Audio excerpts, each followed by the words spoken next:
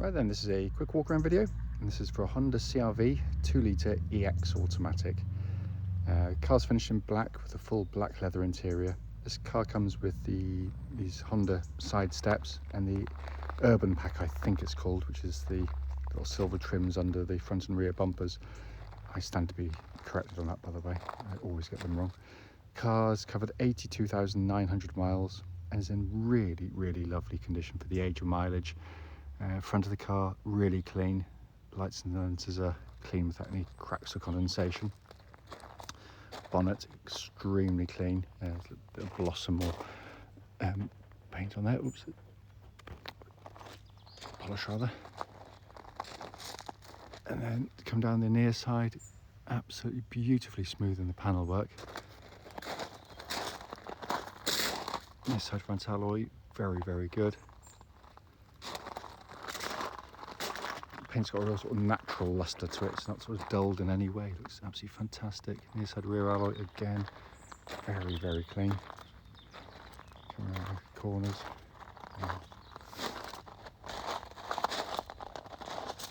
Off side of the car, driver's side, again, beautifully smooth in the panels. Off side rear alloy, pretty much unmarked there.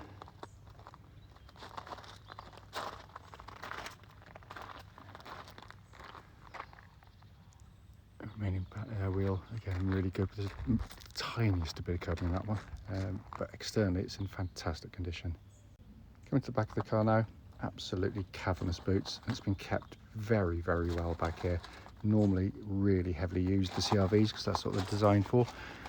Load cover fitted, which means the carpeted areas look pretty much like new underneath.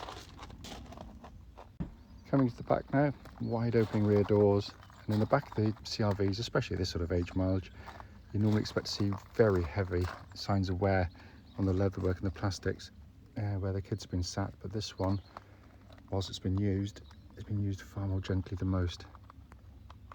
Coming in on the front, again, all very clean and tidy. Full set of original Honda rubberized mats, which is really good for protecting the carpets underneath. Passenger seat there, again, in fantastic condition. Finally, coming to the driver's door card, again, very clean. Footwell areas likewise. And a driver's seat, the one that should show a fair degree of wear, shows virtually nothing at all.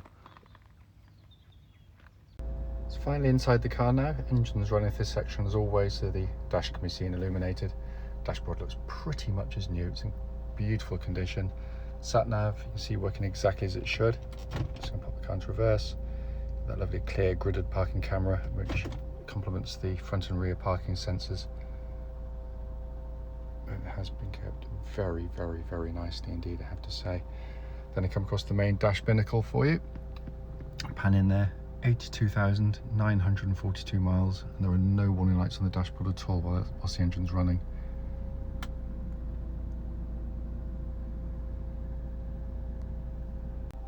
Finally, just to show you, owner's manual pack and lock and wheel nut key, all here and present with the car. Right then, this is a quick road test video, and this is for a Honda CR-V 2-litre EX automatic. Car's registered SG13OUH and has a mileage of 82,943 recorded.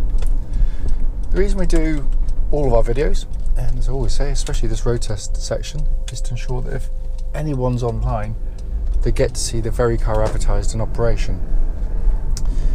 The reason we feel that's important is because, you know, we've been to see lots of cars, like many people, where they've looked perfectly good in photographs and description, but only to get there and drive it and find out it's got an obvious fault that shows up whilst you drive the car. So that's why we do this section of the video.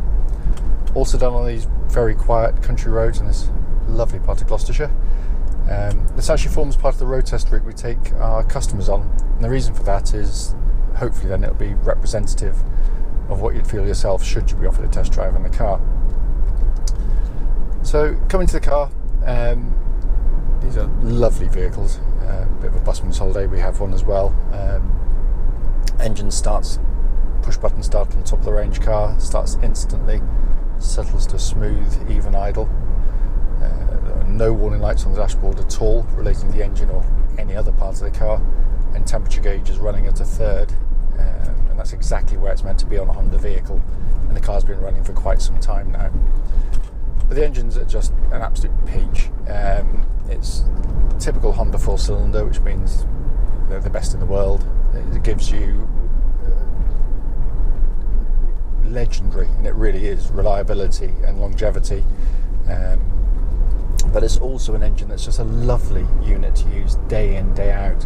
Driving normally as I am now, it's got a sweet nature to the engine, it's very tractable.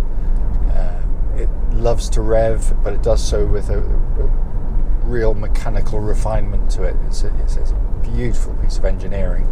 They're cam chain driven, so there's no cam belts to worry about on them, so no service required for those at all. Engine then feeds through into the automatic gearbox, which, like the engine, actually has a reputation for being incredibly tough and durable. Gear changes are smooth, slick on the move, almost to the point of being imperceptible actually. Notwithstanding reputation, I should say that you should always check the obvious things on any automatic car. That is that the gear changes are smooth, which they clearly are on this one, but also when you change from neutral into drive and or reverse, there's no sort of great clunks or thunks when they engage, and in every respect this one's absolutely spot on. It does also have the option on the car to change gear manually if you so wish. You don't have to select anything on the gear lever, it's all just done via these paddles here. The left hand one, you go down the gearbox, right hand one, you go up the gearbox. It is actually quite handy.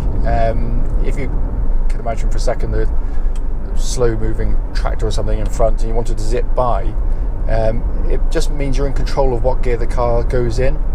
You can kick down and accelerate in the normal way, but automatic gearboxes have a habit of wanting to change up early to save on fuel, and they don't know what you're doing. So basically you just pull the tab back as I am there, it's selected me third. Let's say I wanted to go back into second, put my foot down to accelerate, change up with that one, change up again with that one, and that's how easy it is. It's just it's very, very simple indeed. You can't over rev it because it won't allow you to go down too low a gear, and it goes back into auto mode as it has done already very quickly indeed by itself, and all those functions working exactly as they should. Steering on the car, the whole vehicle has a very car-like feel about it, way ahead of its time actually. The steering and the chassis are very much part of that, and Honda know this market very well because the CR-V is the best-selling SUV in the world.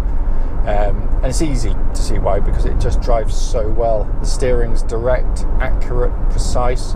It also happens to track absolutely dead straight without any vibrations at this speed or any speed up to the legal limit. And as I say, this isn't a sports car, it's not meant to be, but what it does, it deals with corners of all types really, really well. It doesn't struggle at all going through corners. Very good body control, because the problem with some cars of this type being taller, some manufacturers go for a very soft, spongy ride, which can feel initially really nice, but then you start throwing some corners and turns in, and you get there's a kind of horrible kind of secondary motions going on, and lots of lurching going on. This is very settled. It rides very comfortably indeed over pretty much most, if not all, surfaces. Only the sharpest of ridges will catch them out, as they do any car. But when you go through the corners, as I said, it really does go through with minimal fuss. There's also, by the way, there's no creaks or rattles from underneath the vehicle that shouldn't be there, so all in very good order indeed. Just going to get onto the main road and give the brakes a thump in a second.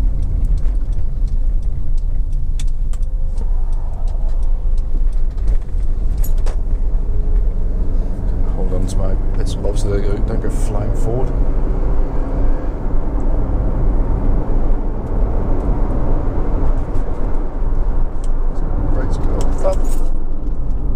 Good solid brake pedal on the car, that's exactly what you want.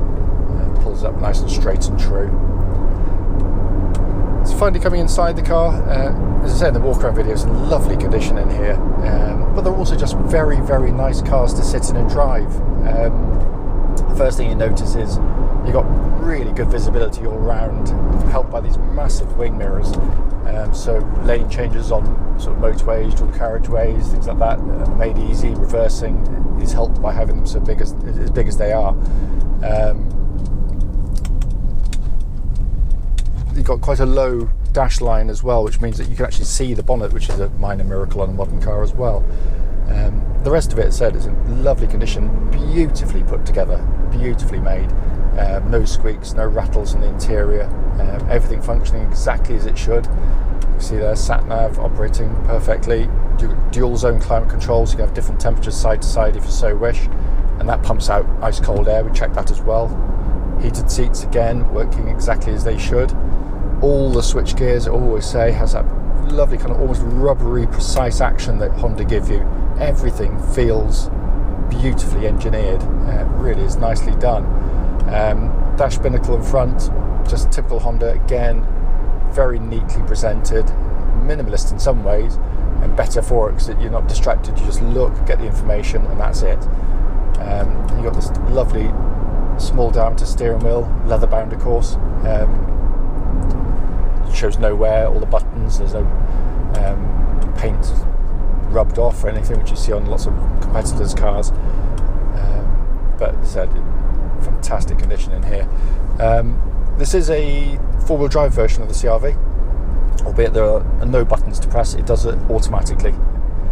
Honda again worked out very quickly, donkey's years ago, back in the mid-90s when they started producing these things, that most of their customers would be doing as I am today, just driving in perfectly good conditions where you don't need four-wheel drive on. So what it does, via the traction control of the car, should the front wheels start to lose grip, it instantly brings in the rear wheels to give you four-wheel drive, and it's seamless in the way it does it. We use ours for towing a caravan, and we've never come close to getting stuck with it. The advantages of not being on the whole time are fairly obvious. You're going to use less fuel in the car, you're going to get you through your tyres far less quickly, and you're going to put a lot less mechanical stress to the vehicle as well. The fact that it's used so infrequently, it gives or helps with the reliability of the system, because we've been selling these for nearly 30 years now, one way or another, and we've hardly ever touched one, and they literally are, it's one of the most reliable systems you'll ever see. As I said at the start of the video, the point of it, only brief, is literally just to show the car operating, but I can't fault it. It drives absolutely beautifully.